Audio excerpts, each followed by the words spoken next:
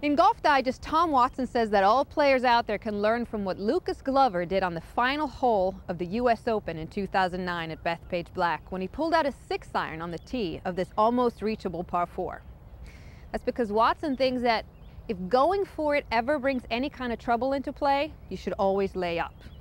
He even recommends laying up on long par 4s if there are a lot of hazards around the green.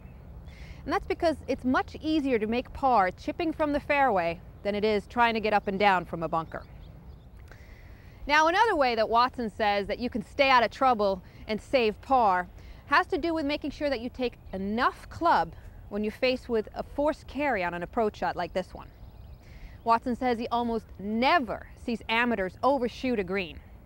Most of the time, we're going to be prone to put it in the water short of the green instead, unless we scull it or maybe catch a fierce tailwind. So what Watson says we should do is give yourself at least a 10% margin of error on these kind of shots. So if you're facing a 150-yard shot like this, you should think of it as 165 yards.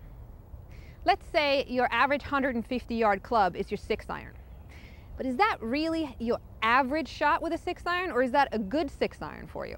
Also, do you hit it 150 yards in the air? Is that your carry distance? Because it's the carry distance you really need to consider when it comes to judging distances and choosing clubs.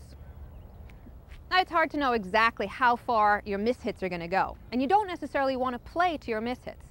But if you give yourself that 10% margin of error when you're faced with a forced carry, you're going to be much more relaxed over the shot, and your odds of success are going to go up.